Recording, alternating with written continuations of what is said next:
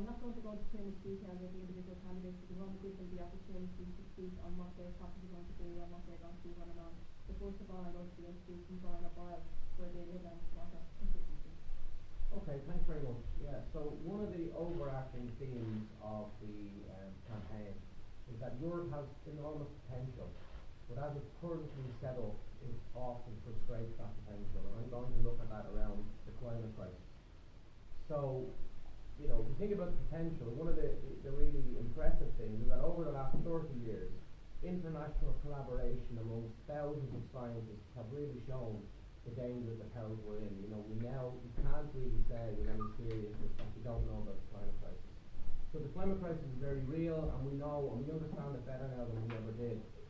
And yet, although there's a lot of climate theatre from the mainstream politicians, and they give lip service to it every year, what's happening is every single year we're told we have one less chance to take it seriously, and every year emissions go up. So for us, there's a sort of a climate spectacle going on, and the reason for it is because what the scientists have shown us is that 71% of all emissions come from about 100 corporations.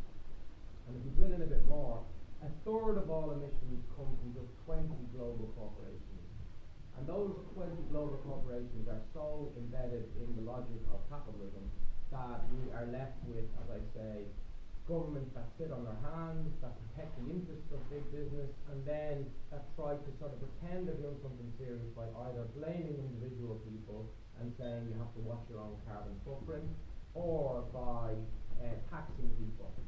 And if any serious journalist is looking at what's happening, we would argue that that's really counterproductive.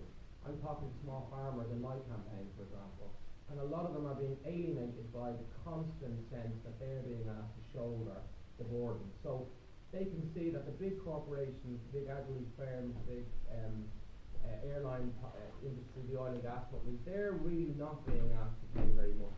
And it's the small and medium farmers. And so what you're getting is increasingly people are becoming either cynical or angry, and they're seeing it as a kind of a trade-off: our current economic security or our climate commitments. And we think that's a disaster, right? So that's one of the things that we're looking at. And so what do we say on the issue? Well, the first thing is we trust the science. I mean, science is absolutely definitive, but we don't trust the mainstream politicians. And so I would say a radical voice, a radical MEP has two things to do. Number one, we have to tell the truth about the climate crisis, and it's absolutely intrinsically linked to a model of capitalism that produces for profit. That's absolutely obvious to anyone who thinks about it today, right? And so we will be not afraid to take on the corporate power. That is ultimately a major block, is ultimately the reason why, even though since the 1990s we've known that we have to cut emissions, we've had more emissions since 1990 than we ever had in all of human history before 1990. So they're not serious about climate change, and we are. And beyond that, you have to be able to give concrete solutions to people. And so we've five here. There are many more in our manifesto, but I'll give you five quick ones and then I'll finish. So one is you have to listen to small and medium farmers. That's the first thing you have to do. You have to make sure that they get a sense that they can have economic security as we then have a just transition. They want to farm the land, they want to be stewards, but they have to have economic security. So that's one. Free public transport. There are many cities now across Europe that are going for a free public transport model. We still don't. We're miles behind on that, and it's a technical issue that would help particularly younger people to see that it's a serious issue. Because it's also about signalling that they're going to do it. The data centres that are so central to Irish capitalism now are guzzling up to a third of all of our electricity. We would ban them. They would have to be banned on the basis of a cost benefit of the common good, and at the moment the common good is not served by the private good of small international companies that are basically hijacking our whole grid. So they would have to be banned. So there's a few things to ban. Another thing that we would like to ban is the kind of frivolous lifestyles of the really rich people who have private jets. I was reading a newspaper article this morning about some guy who got on a plane in New York and flew to London for one day and then flew home again. It's like, that's deeply antisocial behaviour, and that should be called out. So we think, we're not always for banning things, but there are certain things that we think have to be banned. And then you also have to make sure that you then take the profits of big business and you use those for a just transition.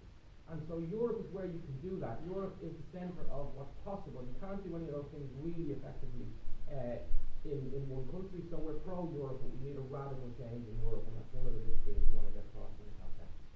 Thanks, Brian. Thank you very much. Cian, what do you want to do next to the Yeah, key thing that I want to talk about is Palestine. I think it's surreal, to be honest with you, that this is not featuring in the mainstream media debate around this election.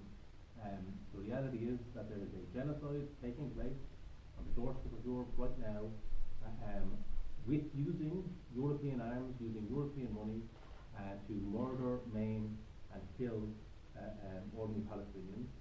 The vast majority of people in Ireland are opposed to this, and the EU is on the wrong side of it. It should be a major feature in this debate. Every candidate should be asked, do they support an arms embargo and to stop EU weapons going to arming Israel? 1/3 of the bombs, 1/3 of the weapons that Israel is using are coming from the European Union countries. An arms embargo across Europe would therefore have a dramatic impact on cutting off Israel from their weapons. Every candidate should be asked to support that. Every candidate should be asked if they would oppose the re-election of Ursula von der Leyen. It's shameful to see Fine Gael candidates out saying that they will support Ursula von der Leyen, who has been a cheerleader for genocide. But also, every candidate should be being asked in these debates if they would support boycott, divestment and sanctions on Israel. We need to cut off not just their weapons, their flow of weapons and funding, kick them out of the Horizon Europe, where they're getting, where Israeli military companies get funding from EU taxpayers.